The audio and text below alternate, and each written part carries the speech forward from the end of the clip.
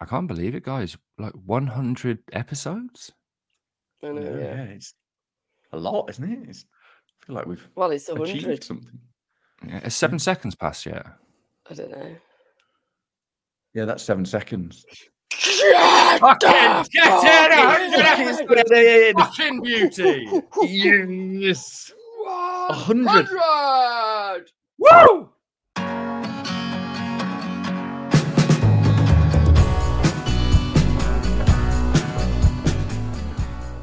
Well, welcome.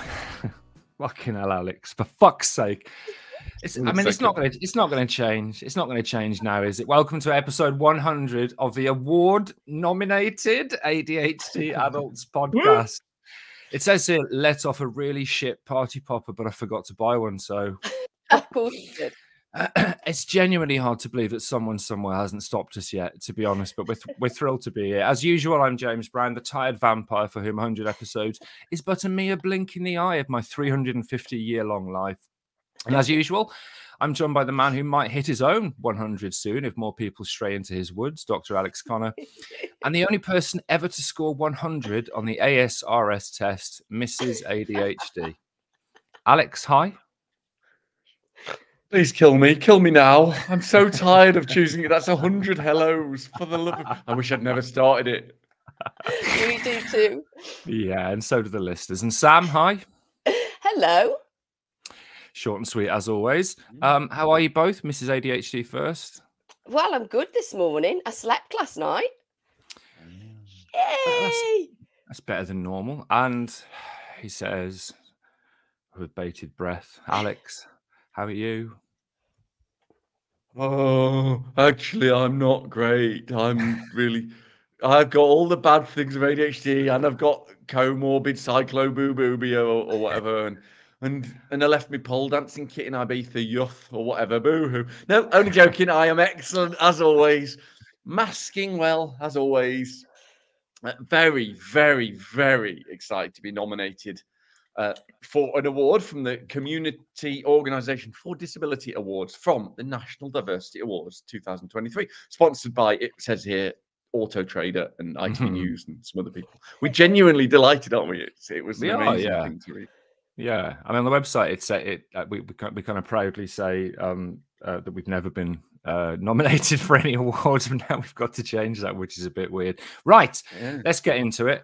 So, as 100 is an arbitrary but round number that's culturally important because of how many fingers we have, we decided to do something different to celebrate.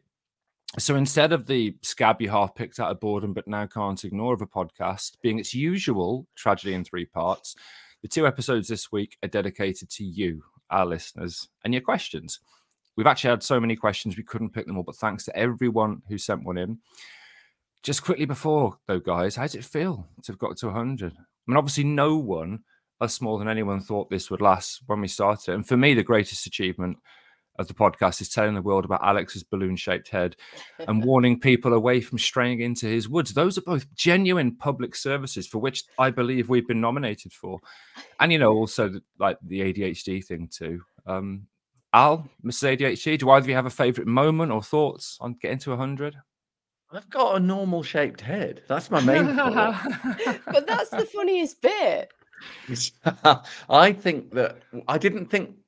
I thought we'd get to 100 episodes, but I didn't think anyone would listen, let alone, you know, what has happened over the last couple of years. It is really weird and really unusual and a strange second quarter of our lives, isn't it, James? Well, for you, yeah, depends how long I last, Alex, until I hit the sunlight. What about you, Mrs. ADHD? Your thoughts? Any moments? Technically, I haven't done 100 episodes, have I? Because it took me a while to worm myself in. But now I'm here. I fucking love recording this podcast with you both. I really do. Favorite moment? I think this is just because it's really recent that it's popped into my head. But I don't. Was it the last podcast? I don't know. I can't remember. But when I had to take over from Alex because he couldn't stop laughing at something wildly inappropriate. Was really, really good. Marie. But I was just saying to Alex before, actually, my favourite part of the podcast every week is the part where we answer loads of questions from listeners, because we get to cover such a wide range of subjects, and I learn loads every section, because I'm always massively impressed that you two you don't know the questions beforehand. I just put them in and you can just answer them without any preparation, which I find really impressive. So the fact that this is a whole episode doing those questions for me is fucking brilliant. I'm loving it. Excellent. A shorter answer would have also sufficed, to be honest. Right, we're gonna kick off then. And Alex, you normally get us off to a kind of slow, dull, monotonous start. So why don't you fire away with question 1? I will. Okay, this question is from Anne. I'm doing a joke. Are you ready? Anonymous. Anne. You're right. That was a slow start. It says, which of the team is the most popular, and why is it Sam? So not only is that really irritating, but before I come to you, Sam, to answer, my actual client yesterday at the end of a coaching session said, "Can you tell Sam she's the best one?" Unbelievable. That's my feedback, is it?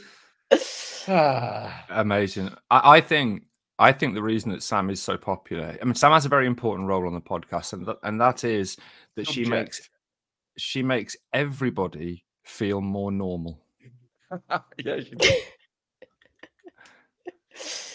And I think that's why you're popular. Sam won't be able to answer this question because she can't accept the fact that she's in any way popular or useful, can you, Sam?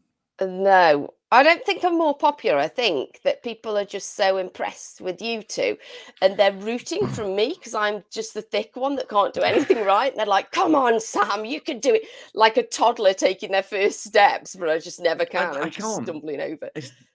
I can't, you can't say that, Sam. That's so inappropriate. James is also thick. You fucker. You absolute fucker. And what about you, Sam? Go on, Joe, sorry. I was about to say, it's also not true. I mean, at my little, I do little talks, Alex, if I mention them.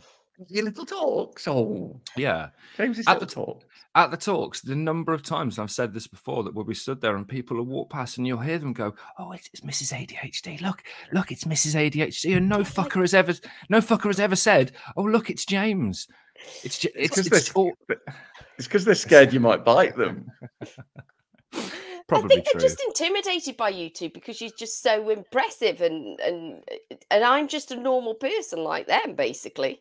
I mean, normal, like a little toddler that interrupts constantly and ruins everything you do.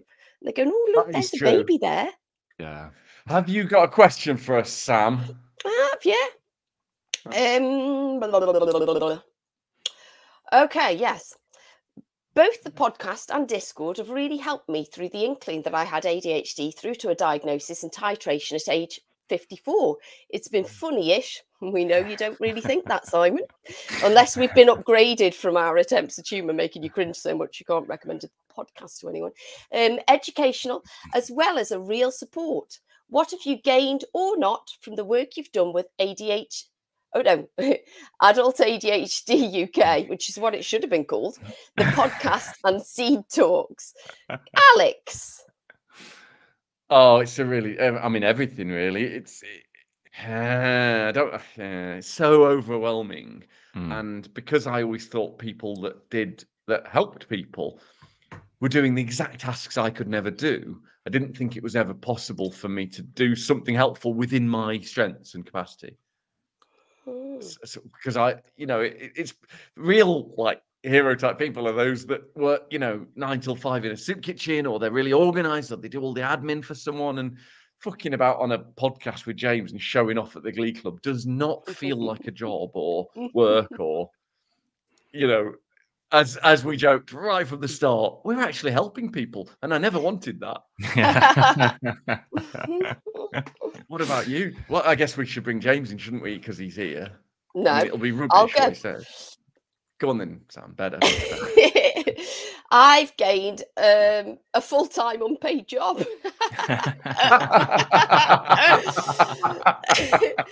No, I've gained a family full of incredible volunteers, trustees, you two that I love working with, and our tribe, our community, who blow me away when I chat to them online and in person. I've never spoken on stage in front of an audience before, so that was massive for me. And I'm going to be giving a talk on my own as a guest speaker in Leeds in June, which is both terrifying and exciting. I've been on different podcasts, the ADHDAF podcast, a dopamine kick, ADHD Untangled. So it's been life-changing for me. I've gone from hiding all these weird, like what I thought were quirks, that I had to bearing them to loads of people on the podcast and miraculously being accepted. And not only that, I've had people saying they're exactly like me in so many ways. So it makes me feel so much less alone, and it's wonderful. And the charity's been nominated for an award. So, yeah, as I said on Discord, actually, that award's for all of us. Seeing the way our community support each other online and at James's little talks blows me away. It's incredible. And you're all part of this, and we wouldn't be able to do it without you, like literally. Okay. Shall I give my answer then? I mean, we're still we're still not asking me anything, are we? And that's fair enough. Yeah. So for me, working in academia for years, there's been this movement in the last 10 years, and Alex will be very aware of this, to talk about impact. What's the impact of your research? And as researchers, you have to write these ridiculous impact statements saying the thing I did in a cell where I stuck a hormone on it in 10 years' time might turn into a drug that might save the world. Exactly. And it never does. It's all bullshit. And actually, what we've done from episode 1 through setting up the charity, through doing the talks, through setting up Discord particularly, is we've had an impact. And listen, I hate talking about myself in positive terms. So it is about us, and it is about our full community. And that's it for me. It's actually the thought that genuinely some people have been helped. And even if that was one person, even if one person through all of this had turned around and said, what you've done has had a positive impact on me, that would have been enough for me. So the fact that it's more than one person, that's what I've gained is a sense that we've actually helped people, and that's fucking magical. Right. Well, I'll just carry on asking. I know you guys aren't going to ask me, so I'll just carry on asking questions. You know, my favorite hobby always gets ignored. Okay, so this one's from Jules. Have you got my charging cable? I can't find it anywhere. You left it in the fridge, Jules, you daft bugger. That's Jules, my brother, isn't it? That's exactly what that is. Yes, it is. Unbelievable. I'm refusing to answer that. What I will say is that a friend of Jules's and mine from back in school phoned him yesterday. This is a hard man as well, a hard man from North Staffs. Sorry, Mark, I'm not saying you're hard, but he begrudgingly phoned Jules and said, I'm diagnosed with ADHD. Can you tell your brother that his podcast made me cry? Thanks. And that was it. Which is good. That's lovely. I'm not answering that. Right, next one. This is clearly for James, and it's a combination of two questions on your favourite subject, James. The jugular vein. No, not that. The first question is from Hugo and the second from Owen. When I first read this, I read it as this. Gabor, mate. What do you think? It's because James refuses to put French accents on text scripts. So Gabor Mate, you quote him in your little seed talk regularly, but you haven't said why you don't like him, disagree with him. Are his views black and white wrong, or is he just coming from a different angle? And Owen said, what do you think of Gabor Mate's opinion that ADHD is caused by trauma? I'm going to come to Sam on this one. no, I'm not, because we don't give a shit, do we? James, what are your thoughts on this? So I think I think sometimes I can get a little bit, particularly when I'm doing the little talks, a little bit excessive in my opinions on Gabor Mate. What I will say is that he is an expert in trauma, well-recognized speaker in trauma. He's written excellent books around trauma, and Scattered Minds is, for many people, a very helpful book. What I would say is, however, that in the last, particularly year or so, his views have started to stray away from useful, possibly evidence-based, although he uses case studies rather than kind of peer-reviewed research for a lot of his views, and have started to veer into really unhelpful and diminishing statements like ADHD isn't genetic, ADHD, you know, it's caused by parental stress. It's children who just switch off from that stress, and that causes them to have weirdly inattentive and hyperactive impulsive symptoms and for their brain to change. And it's just not true.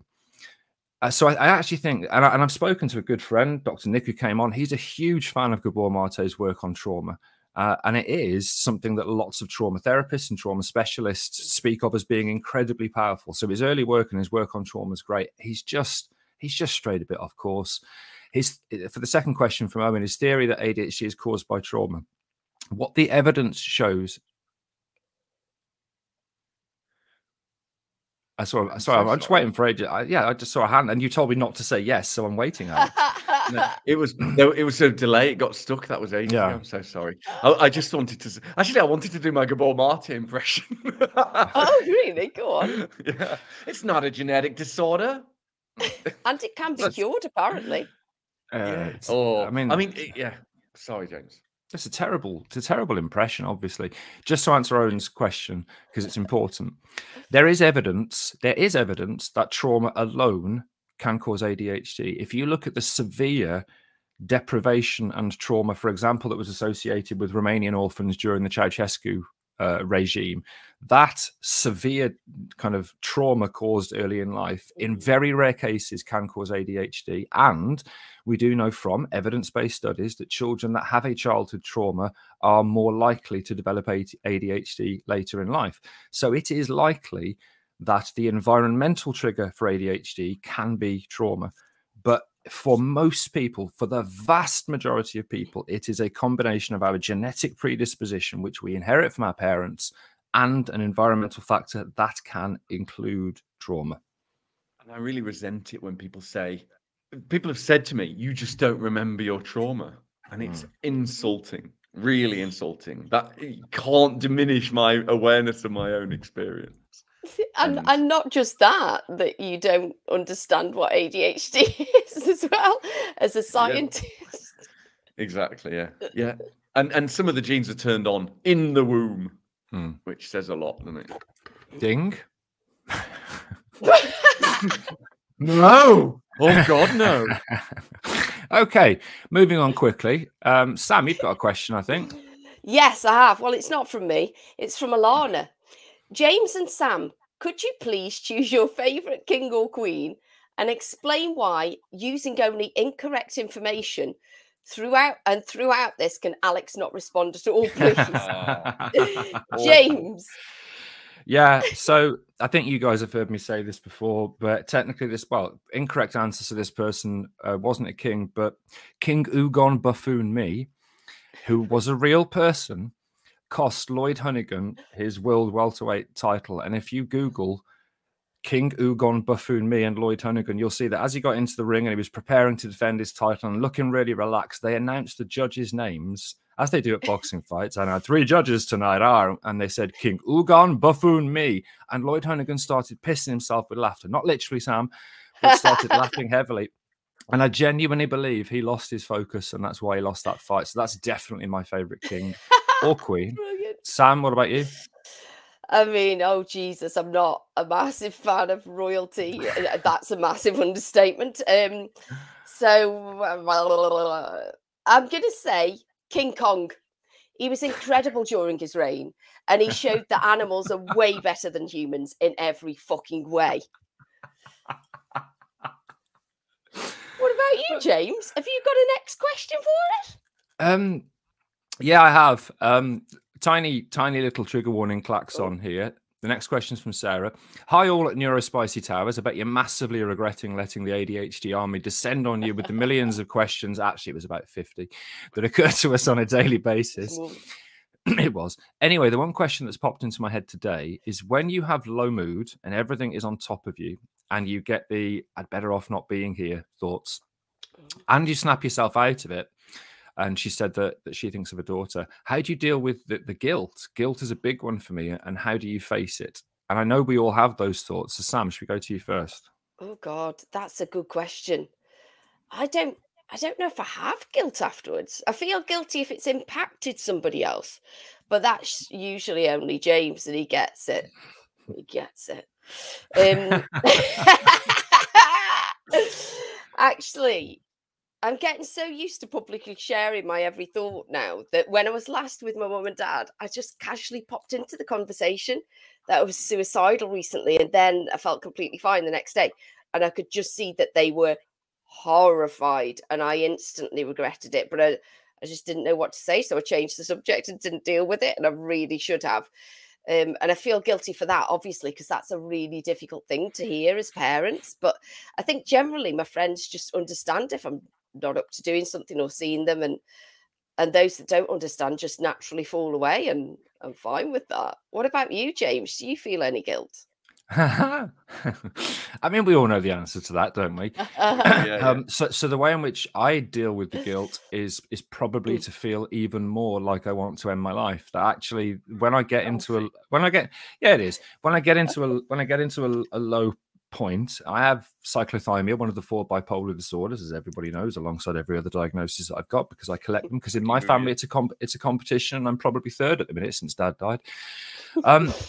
So when I am in a low, which is probably every 2 to 3 weeks at the minute, and I get into that point of that thought, I'd better off not being here. It's everyone else would be better off if I wasn't here. Yeah. I don't deal with the guilt. I even got a tattoo, as everyone knows, that says it's all about you. It's not all about you on my wrist. It's all about you. It is all about me.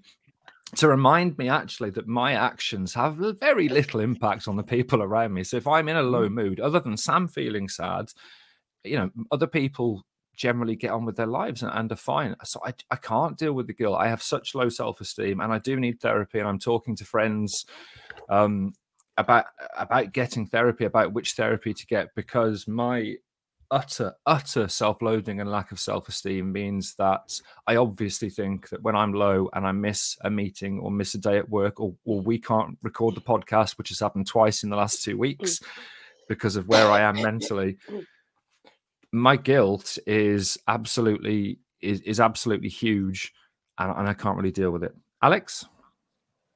You know that awful phrase, you need to hear this, or you might not want to hear this, but it's true. And I'm sorry, this is it. Guilt is not it's a pernicious and nasty hormone in humans. And for the vast majority of it, we do not need it, and it isn't helpful.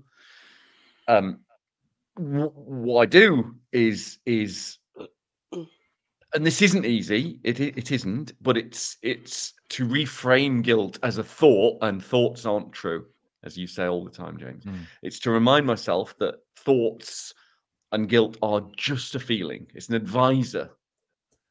And I say, okay, what if that isn't true? What then? Is this self-indulgent? Is it a luxury pain of, like, when you think, oh, what if something bad happened? Or have I actually hurt someone, and can I do something about it? And just naming it.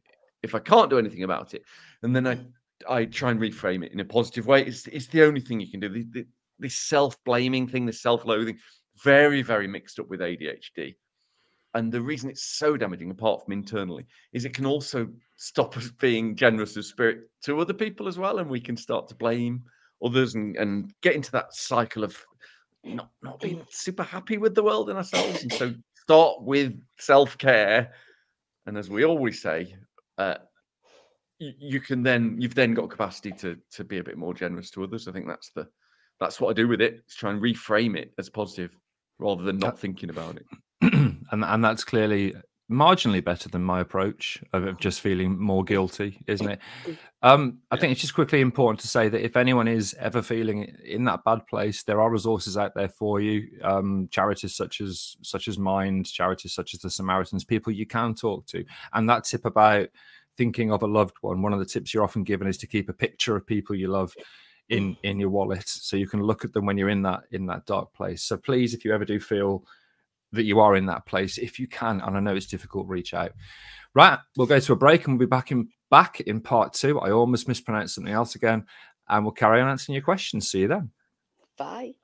No. Alex, hi. Aight. What's up? Hello, Governor. Welcome back to episode 100, for the love of the baby Jesus, of the ADHD Adults podcast, part 2, where, as always, we're not, as always, answering questions from our brilliant community, sent to us from all over the shop, but mainly from Discord at the ADHD Adults. Right then, this question is from Mr. Vegan Cakes, or Andrew. I am. And it is, my question is about motivation to do the things you love. How do you push past the procrastination? Making me say a lot of P words. The reverse pull that pins your often hyperactive body to the seat to do something that nourishes your mind and soul. Obviously, Alex likes his forest activities, thanks, Andrew. Although how he catches anyone with his hugely round head escapes me. This is bullying. And Sam manages... He also says, and Sam manages to spend her time inverted on a pole. Ding, obviously. So really, the question is essentially, how the fuck do we get James to actually play a guitar? Sam, procrastination, what do you do? Well, with regards to my pole, I pay in advance for 2 lessons a week, and I love my instructor, and I try just not think about the lesson until I'm there. I just go. And before I know it, I'm there. If I think about it in advance, I'll find a reason not to go. So I just don't think about it. And the times I do think about it, James gets me out the door by saying, just go along and see Jack, George and the dogs, and you can just have a chat. You don't need to do pole. And I think, oh yeah, I'll just do that. And I know as soon as I get there, I'll be fine, and I love it. So I guess I just trick my brain into thinking it's not going to happen until it's already happening. But for James, he's got to actually motivate himself to practice on his own at home, and I can't do that with pole. There's absolutely no way. So I don't know how we get him to practice guitar, but all suggestions are welcome. I know what would work, and I know this from coaching, and I know this from other things that work for me, and that's actually accountability. And that's what you've got with the pole, Sam, is you've got accountability there because you've paid to go to a lesson, and therefore there is some accountability, and you're going to do that activity with someone. Now, I absolutely fucking love playing the guitar. As everyone knows, I've bought lots of them, and I've just looked at the 4 that are hanging on the wall next to me, and I actually did pick the guitar up twice in the last week for about 5 minutes each time. But if I had somebody with me and they were also playing the guitar, or we were, even just talking about it, then I know I'd be able to do it. But I'll walk up to it, look at it, after thinking, oh, I've got a couple of hours, I'm going to go and play the guitar. I'm writing a song at the minute and blah, blah, blah. But I'll walk up and look at it, and just my brain would just say, you cannot pick that up, walk away. And it's hurtful. But I know that if I had some accountability, if I had something that would tie me to it, that would help. Alex? Yeah, both of what you said. I have loads and loads of things because that's my job. Really, my job is to help people do this, and I do it for myself too. Ding. But I thought there's loads of things about emotionally working on what your positive strengths are and accountability and so on. But I thought I'd give you 2 practical tips if it helps. One of them is golden time. It's to work out when you are super effective in general. When do you actually clean? For me, I'm really, really effective between sort of 7 a.m. and 11 a.m. That's like 4 hours. I make sure all creative jobs or things I want to do go in that slot. Stuff, if I've got a meeting at work, I'll make sure it's in the afternoon, because if someone's there, I'm going to go to the meeting, but it's not golden time. So I can, I'll make sure it's work, but it's not work. It's not particularly creative in that sense. So think about your golden time and really be strict. Don't go shit through emails at that time. Whatever it is and don't make it just work. So it's something you want to do, like play the guitar or go for a run or, do rollerblading with your friends. Do it in golden time. Put it in. That's a nod to a friend of mine who shall not remain nameless in Australia. And the other thing is beautiful book of jobs. I have a beautiful book of jobs. It's a lovely, lovely book that I share with the lovely Lisa, and we have really tiny jobs for the day that we want to do, and the action really that can be really lovely, positive things. But it's one small thing that is fully achievable, and you can scratch off with a pen. So instead of tidy the house, unachievable because it'll never be tidy enough. It's empty top rack of dishwasher. Or play guitar for 5 minutes, or one song. So that you think that could apply to things you genuinely love, because that's the issue, isn't it? And I find that I do use my golden hours to do work and to do social media and to do podcasts and charity stuff. Yes, haven't I told you this as your coach? Yes, it's for things you love. People with ADHD don't do things we love. We don't, because the reward for doing it for ourselves isn't there, because we're fundamentally not able to love ourselves on average. Some people do. I do a lot. So yeah, absolutely. This is, things you love are still actions and need a specific and achievable short-term goal that you can check off. Today, I did 5 minutes on the guitar learning one new chord. Yeah, or chased one person in the forest and managed to catch them. Yeah, but unrealistic. What you want to do is build a big hole and put straw over the. I've just remembered that's a different podcast. Yeah, it is.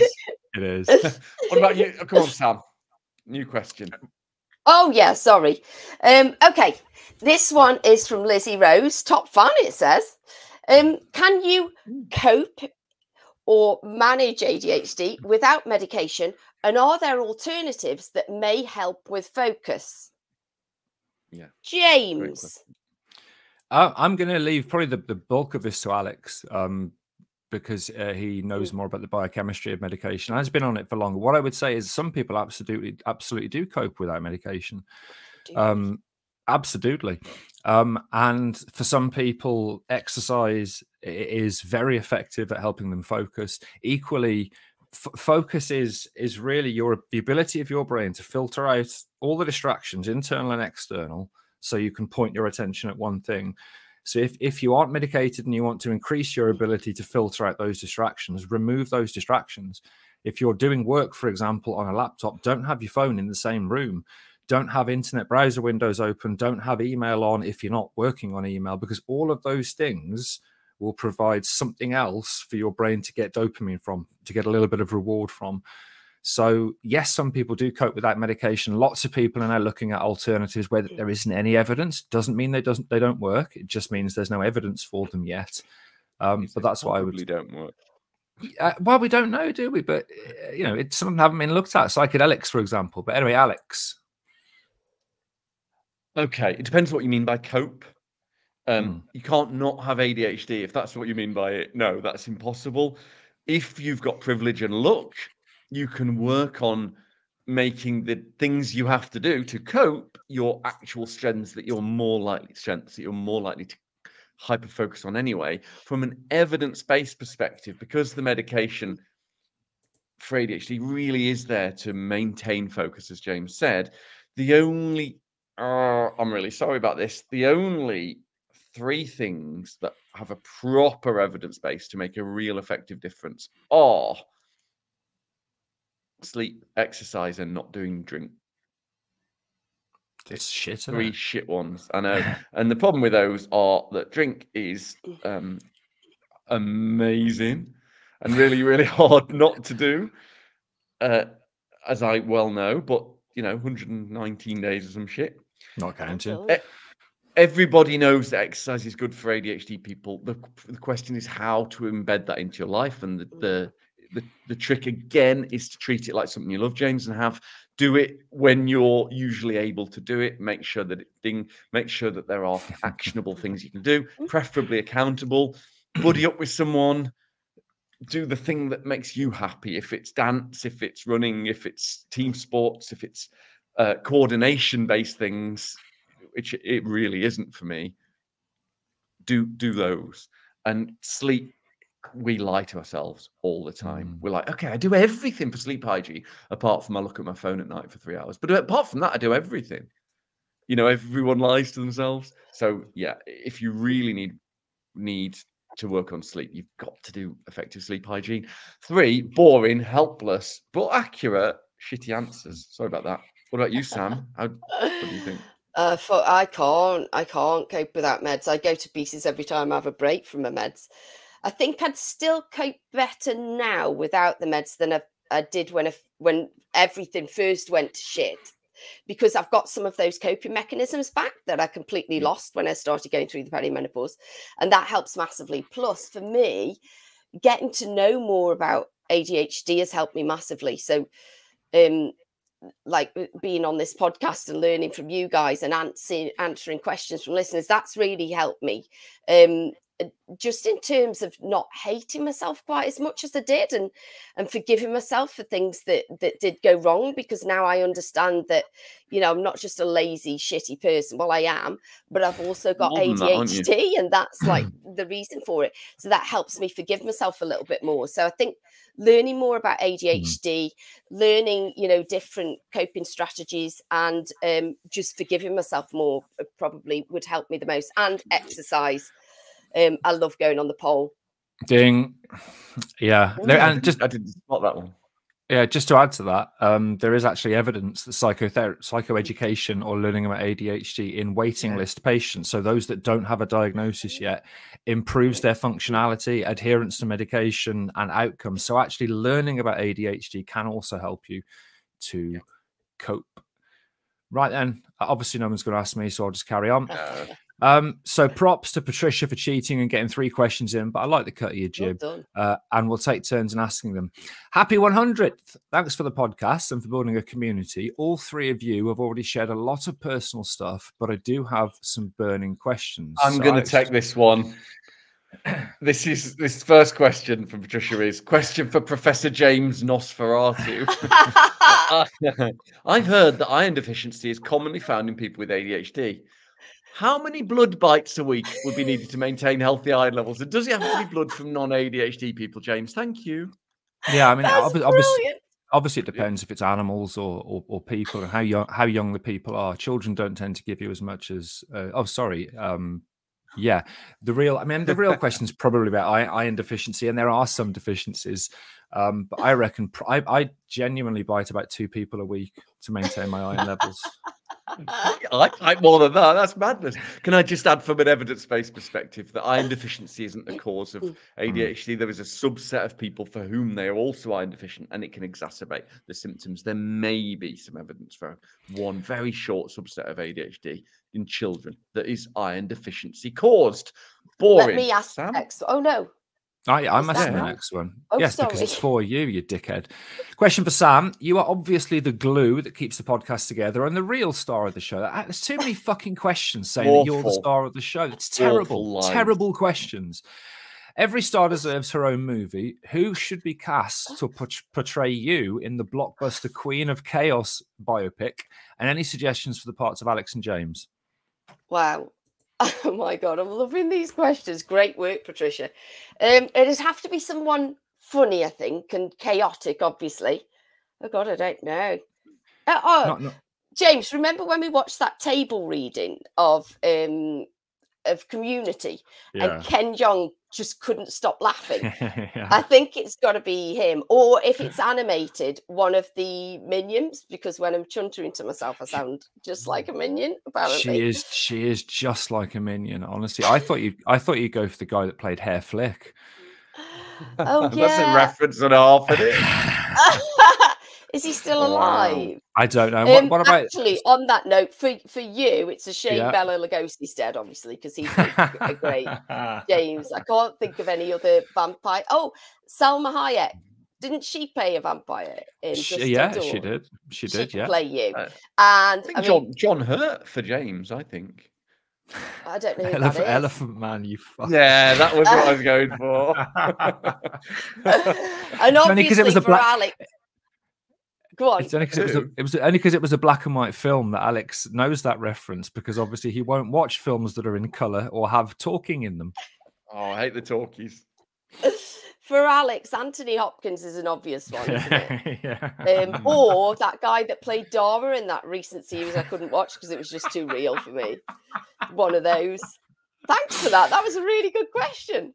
It was. Am I supposed to do something else? Oh, yes, I'm asking the next one. Okay. Question for Alex. You've been quite obsessed with woodpeckers lately. They are hyperkinetic and antisocial birds. Is it a coincidence that they're so fascinating to you? And wouldn't it be useful to focus on vultures? Have you seen Papa? It's like a woodpecker on LSD. No, I mean it's not. I don't even know if it's a question really, but yeah, all like predatory raptors are interesting to me. Really, the vultures aren't one of those. But I'm more interested in like rotomala, red kites and buzzards. What I will say is that a woodpecker's tongue wraps around its brain to protect it from brain trauma as it bangs against the trees, and I bloody love that fact. That's a good one. Right, I'm asking the next one as well. Yeah, I put them in the wrong order. I was just trying to change them quickly before we got there. Fine, But I'll yeah, just do it. Right, this one's from Laura. Do you think your life... Oh, this is a good one. Do you think your life would have been different if you'd been diagnosed earlier? If knowing what you do now, would you change it? James? I wouldn't know because of two things. One, I wouldn't have met Sam, and two, we wouldn't have done this podcast. And I would rather suffer. I would rather have suffered for 40 years and be able to help lots of people and be with my wife than have had a more peaceful life. Wow. What about you, Alex? Well, I would have definitely. So I didn't have to have met you and do the podcast. No, diagnosed. No. What I was looking at ADHD Foundation's charity, Tony Lloyd's charity, yesterday website, and they say something brilliant, which I think is stop taking the sort of the enthusiasm away from ADHD kids, which isn't the same as supporting superpowers. It's great. I wish that someone had taken me aside, even at 5, 6 years old, and said, "This kid can't sit there and listen. You know, you're making him sad. Can someone just let him run around a bit every 10 minutes, or can you do some interactive stuff?" Because school was a fucking nightmare, and I wasn't naughty. I was sad, and I don't think a diagnosis helps with that, because I probably wouldn't have taken medication, hippie. But I would have loved. There are ways to support ADHD kids that isn't medication, and it is essentially just listen to the little buggers. You know, they're awful, barely human, but they're worth listening to a certain extent. What about you, Sam? It's a really good question, this. Yes, my life definitely would have been different. And yes, I definitely change it so that I don't have ADHD, ideally, if that's an option. It's not an option. Fucking hell, I wish it was. This is something I try not to think about, actually. I'm not one for dwelling on the past, so it's not something I do. But sometimes if I hear of someone's child being diagnosed, I just feel so glad for them, because I wish I'd known at that age, and not even so much so that I can develop ways of working with it, but just to know that there were other people like me out there, and that I didn't need to hide and be ashamed. And actually, I think it would have really helped my family as a whole if we were able to be more open, because that's only just starting to happening now. And it's actually a really wonderful thing to be getting to know each other and talk about all these weird things that we've hidden from each other for so long, and find out that we actually got loads in common. All these weird things. We're like, oh my God, I do that as well. Oh, you cut the tags out of your clothes. I do that. And yeah, I wish I'd known. It would have been amazing. Alex, have you got the next question? I have. I'm always annoyed when you're super relatable, as you well know, because we're just going to get emails about it. Oh, what? And you're going to answer them? I might read them. This one is from George. And I need you both to listen to this question, because I'm pretty sure you're going to answer the wrong question. Why do different medications have such widely different side effects? How do they affect the brain differently if all the different medications are there to regulate dopamine? Sam? Oh, another good one. And obviously I've got no idea, but is it because our brains are so different? Like you two always say that we're diverse even within neurodiversity or something like that. If we've all got such completely different brains, is that why it works? Yeah, no, I don't know. But then you'd be... But then, Sam, you'd be answering the question, why does one type of drug have lots of different effects on lots of different people? Not the question, which is, why do different medications for ADHD have different effects? Oh, God, I don't understand that at all, James. So, you know, there are different drugs, Sam, stimulants and non-stimulants, and there's 3 stimulants. So they have different mechanisms of action. So, for example, the recent Daily Mail article saying that Ritalin works in exactly the same way as cocaine, which isn't true in any way. No. Identifies the fact, and this is in the question, that dopamine is increased, but it's not just dopamine, and the different medications have different mechanisms and therefore can cause different side effects. They don't just regulate dopamine. So they regulate dopamine and noradrenaline, and in the case of lisdexamfetamine, dopamine, noradrenaline, and serotonin. So that can cause different side effects, in between the drugs, which can make them, in some people, intolerable, and in other people, easy to cope with. Al? Well, I would say Sam was absolutely right. In fact, it is because our brains are different. So it's so annoying, isn't it? So. Because of what James just said, that they work in different ways, and because of what Sam said about our brains being different, the range of effects and the range of side effects are really, really idiosyncratic, and it's very hard. What you will see, though, is a lot of the side effects between different drug types are, in fact, similar. So you will see a lot of them. Arguably, in general, the lisdexamfetamines have a more of an effect than methylphenidate in a way, because they do more pharmacological stuff. They're methylphenidate plus Prozac in a really, really loose, crappy analogy, but it's not completely wrong. Right. I reckon we need a break, right? Yeah. That was the end of part 2 of the episode 100 of the ADHD Adults podcast. So we're going to take a short break and come back for more listeners' questions.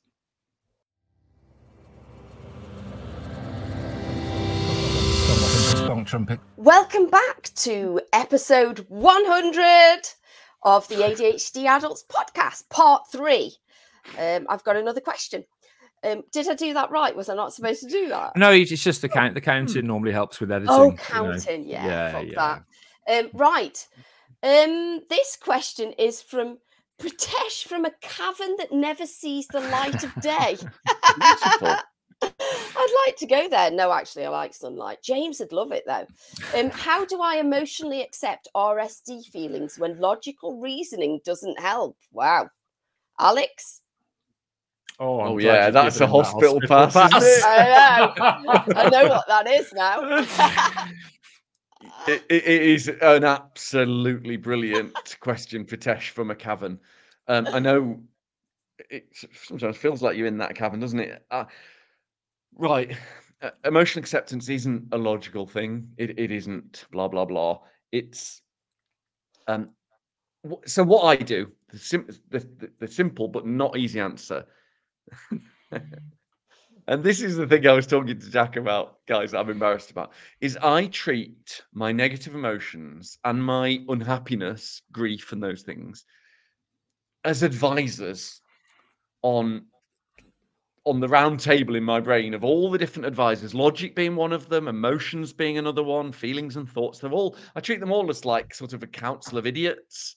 And I James, I thank them. What? I thank my negative emotions, literally. Jesus Christ. Okay. And one of them is when I get RSD, I sort of sometimes literally say, okay, yeah, thanks for that, brain, thanks for that emotion. I'm going to take that on board. That's one of the things that's going to define my choice of how I proceed. And I listen to logic and I listen to my emotions. And I genuinely, because of the incident at the top of the building, Sam, where you absolutely love it. Lovely up there, yeah. I still feel grateful that I get to have emotions and thoughts and feelings because I'm still here. And it was a long time ago, 20 years ago. But so I feel gratitude for RSD because I'm allowed to have it, and I can take that as an advisor on the council of.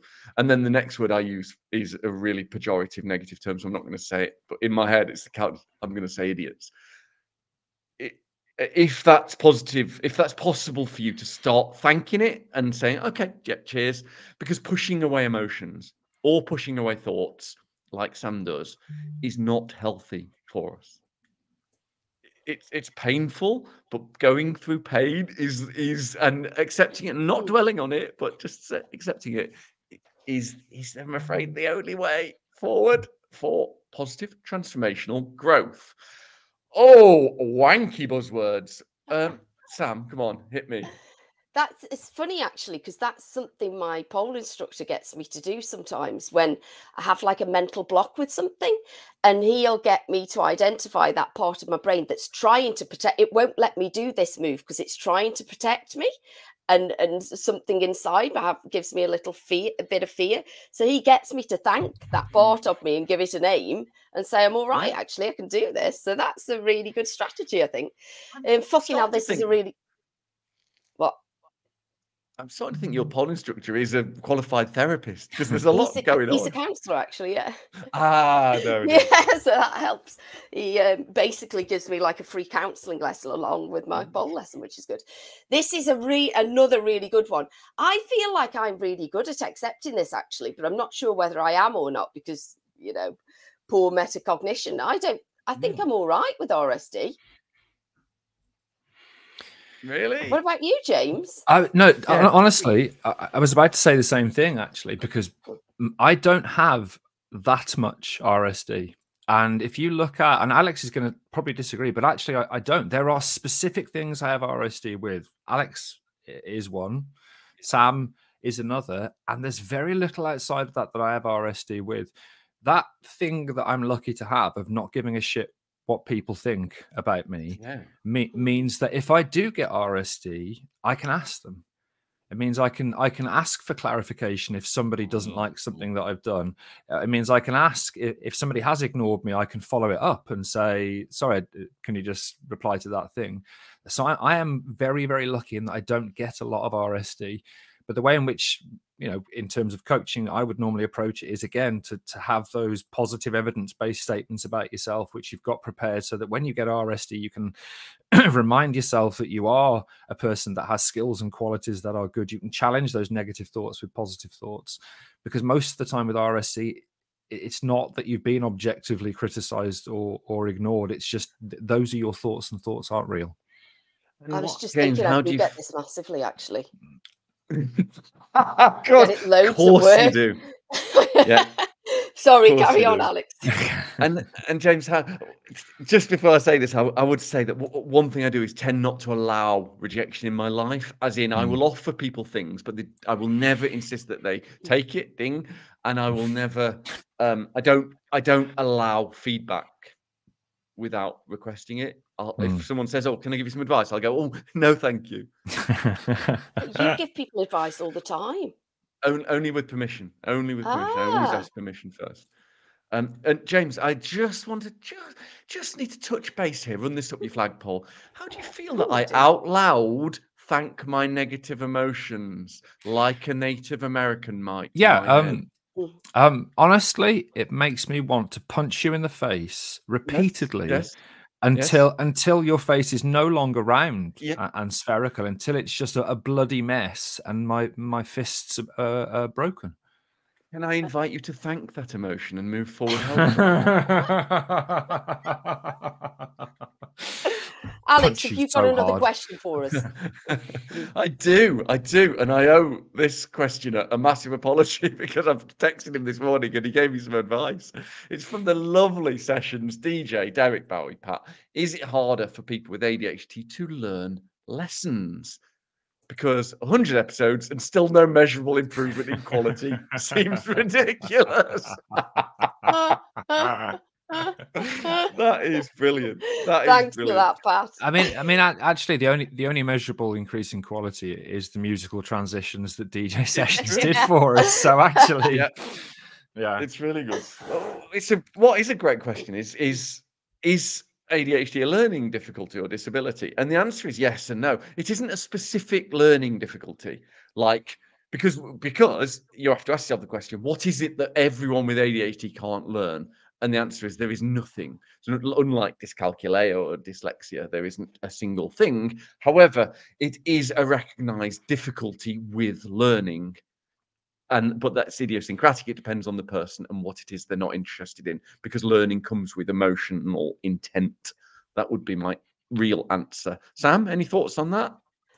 I don't know. Can we learn? I don't know. I think I can. Of course we can. Oh, learning lessons, like learning from mistakes. Is that what it means? You cannot. I Yeah. cannot. I'm like, You know, cannot. Homer, where he keeps getting electrocuted trying to get the donut. I'm exactly like that. I do not learn. I do the same things over and over and over and over again with the same outcome, expecting a different outcome. So no, I can't learn, but I don't know if I'm typical. Maybe I am. James? Definitely not. I don't know. I honestly don't know. I can't think. My brain's gone numb. Learning lessons.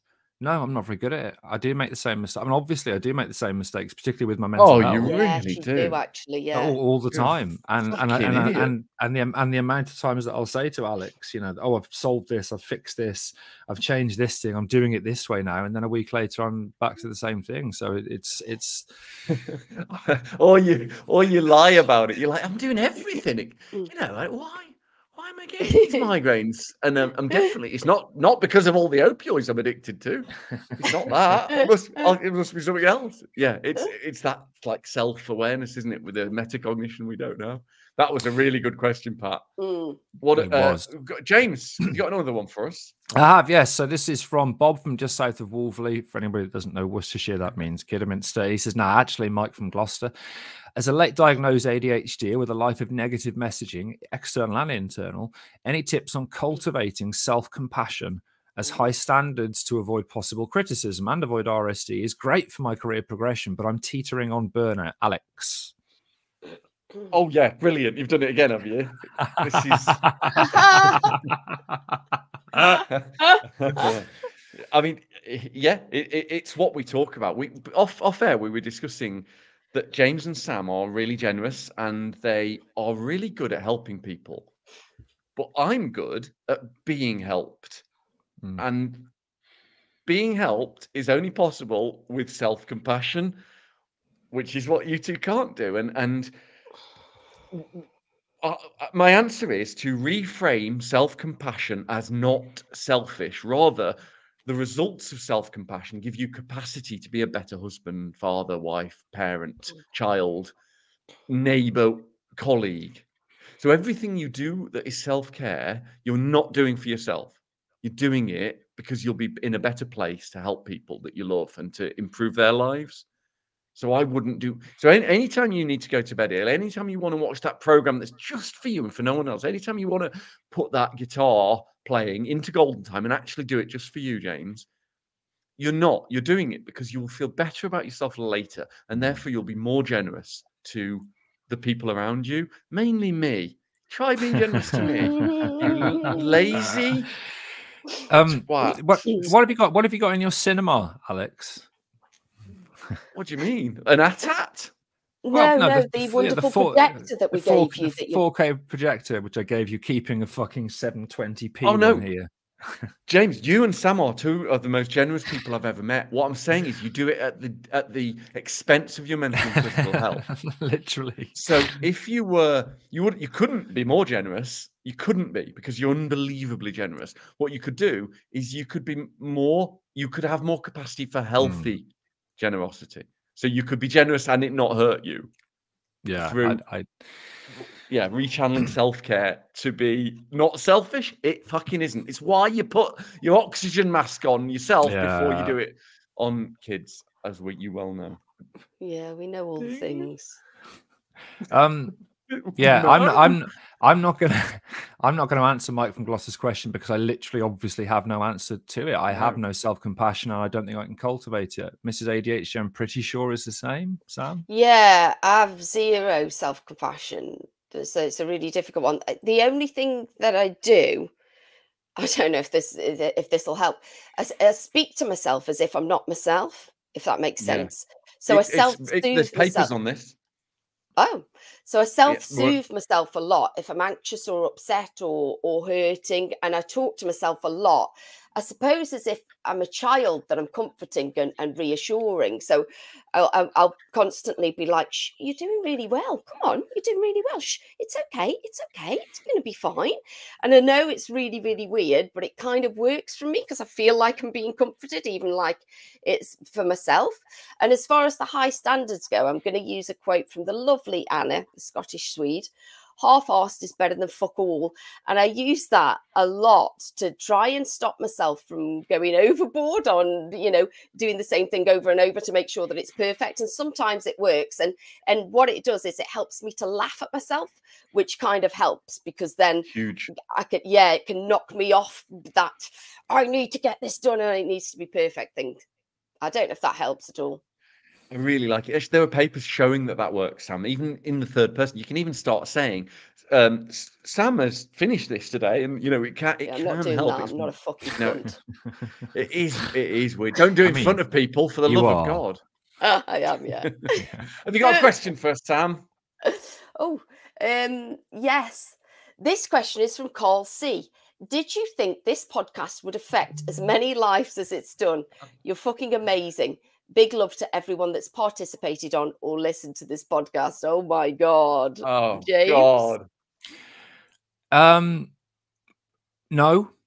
But when we started, I'm not saying we weren't the only ADHD podcast, but obviously there wasn't anything like us.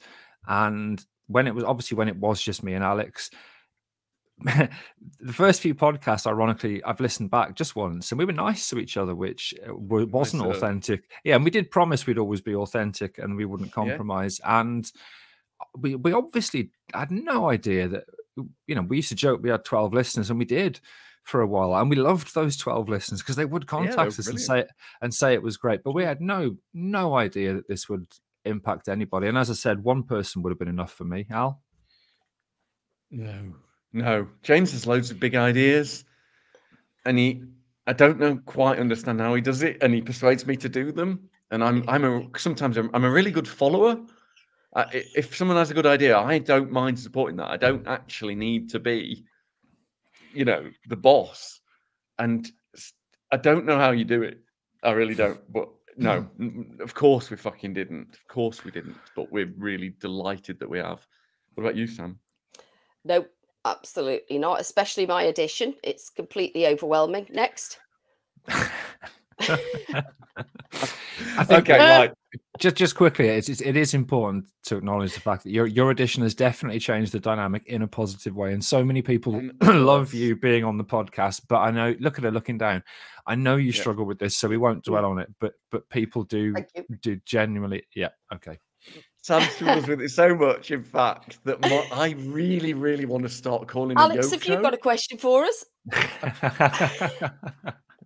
But I can't do the mean things in case she actually feels them. So I'm going to do a question from Richard. It says, I've got my first NHS appointment soon. What should I expect? I know I've written this down the wrong way, and even though I want to, I won't change it, you know, because the thing. Been listening in since week 2 and been hooked since. Every episode I'm saying, is that me? Have I wrote this? Oh, I didn't read it out wrong, Richard. What Richard actually wrote was, I've got my NHS first appointment soon, which I didn't read properly in my head because I wasn't paying attention. So what should you expect for your first NHS appointment?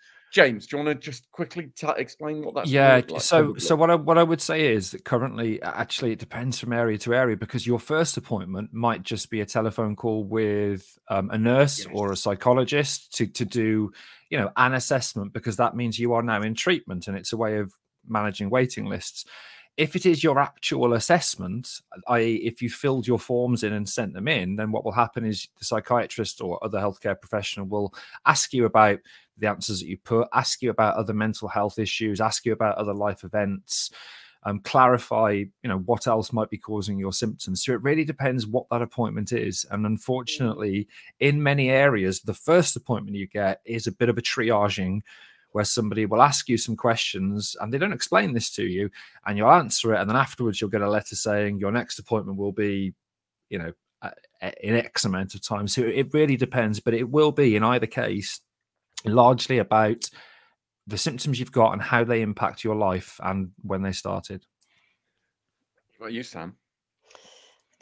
Yeah, I was thinking, is this like a pre-assessment like the one I had when I thought I was going to be assessed, and it basically was more thorough than the assessment because it was done by a nurse. But I would say just relax. They're not trying to trick you, and you will know all the answers because they're going to ask you questions about you, and you're actually you. So you know all the answers, and there's no one better to answer them. Although the metacognition thing, so I did, but didn't look at it, obviously, because I forgot it existed. Yes, but writing things in your own handwriting is one element of how we remember things. That's why people shouldn't go to university and use computers. We don't remember that. It's better with handwriting. Yeah, so just I can the act remember of my writing handwriting, but I didn't. I just talked. Okay, and realised that everything just came out. Ding. Ding. Really? Is it? Ding.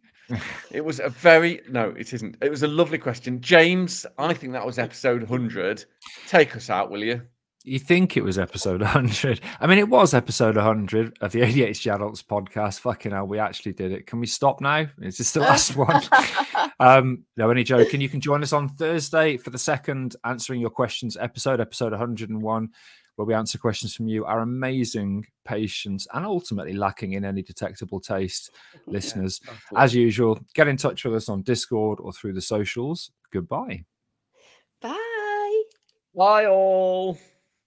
Trigger warning klaxon, klaxon, klaxon, klaxon, klaxon, big klaxon. Trigger warning klaxon, klaxon, klaxon, klaxon.